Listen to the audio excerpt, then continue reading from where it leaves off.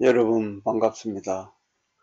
오늘은 제25강 최상위의 신살 전라지망에 대해서 강의를 하도록 하겠습니다.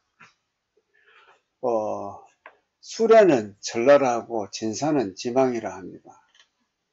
이 전라지망은 하늘과 땅이 그물로 덮여 있어서 어찌할 바를 모른다. 그렇게 흉화의 작용이 대단히 크다고 되어 있습니다. 전라지망을 줄여서 라망이라고도 합니다. 전라지망은 최상위의 흉살입니다. 라망이 가장 흉화가 크고 원진기문, 백호, 개강의 순서입니다. 다음 전라지망의 구성을 보면 일간을 기준으로 해서 봅니다. 전라는 술과 해, 진과 사는 일간을 기준으로 붙어 있어야 합니다. 사주예시에 보면 병술일주가 사주원국에 해수가 이렇게 붙어 있거나 해수가 월지에 붙어 있어도 되고 일지에 있어도 전라지망이 되는 것입니다. 수레가 사주원국에 함께 있으면 남항이 되고 또 해수가 없이 일지에 술 하나만 있어도 대운이나 세운에서 해수가 오면 전라지망이 성립하게 됩니다. 다음은 전라지망의 작용력에 대해서 말씀드리겠습니다. 그림에서 보시면 자축, 임묘, 진사, 오미, 신유, 술해가 행운이 이렇게 들어오게 됩니다. 병화일주가 술해를 지나갈 적에 묘절이 되는데 해수가 되면 유금이 됩니다. 12운성으로는 절이 되죠. 그 다음에 자수는 일량이 시생하게 됩니다. 그래서 겨울에는 한겨울에 물이 지하수를 만져보면 따뜻함을 느끼게 됩니다. 그 다음에 임일간이 진사를 지날 적에 묘절이 됩니다. 그래서 또 오화에서 일음이 시생하게 됩니다. 그래서 한여름에 물이 시원한 기온을 느끼는 것도 일음이 시생하기 때문에 그렇게 됩니다. 다음 전라지망은 병일간, 무일간, 임일간에만 적용되는 것이 아닙니다. 다른 일간에도 적용이 됩니다. 이것은 학파간에 묘절이 되는 병무임 일간만 전라지망이라고 주장하는 학파도 있습니다. 그렇지만 본 강의에서는 다른 일간도 전라지망이 작용하는 것으로 강의를 하고 있습니다.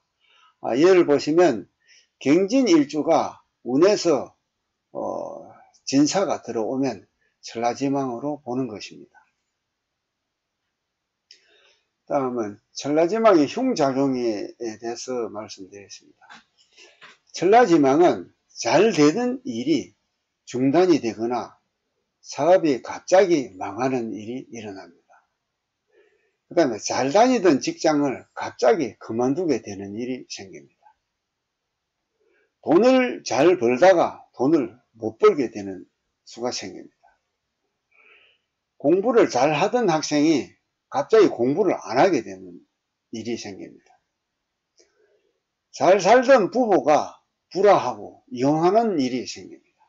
즉 정상적으로 잘 되던 일들이 비정상 상황이 발생되는 것을 전라지망이라고 하는 것입니다.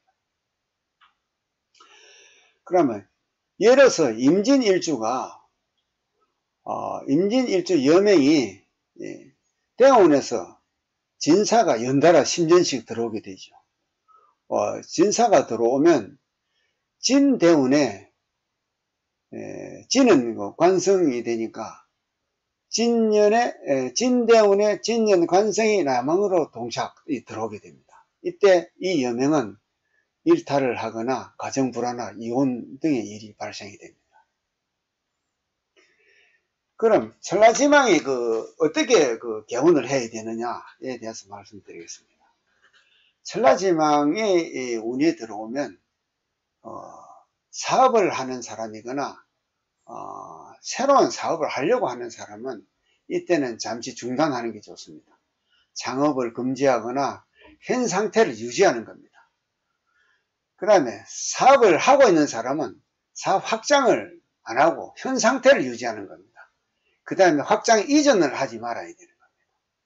그 다음에 라망호는 10년씩 연이어 20년이 들어오게 되는 것이므로 라망의 기운이 적게 미치는 초기와 끄트머리 한 2.5년씩 제외하면 한 15년입니다. 이때 특히 조심을 해야 됩니다. 이때는 천라지망에 해당이 되면 공부나 하거나 기도를 하거나 직장 생활을 하는 것이 가장 좋습니다. 그러면 사업을 하는 사람은 어떻게 할 거냐 이제 이렇게 되는데, 사업을 하는 사람은 현 상태를 유지하는 것이 제일 좋습니다. 신살은 대단히 많습니다. 그 중에서도 천라지망이 가장 최상의 흉살입니다. 여러분 이러한 이론을 완벽히 습득해 놓음으로써 사주간명을 할 적에 대단히 잘 쓰여지게 됩니다. 공부 열심히 하시기 바랍니다.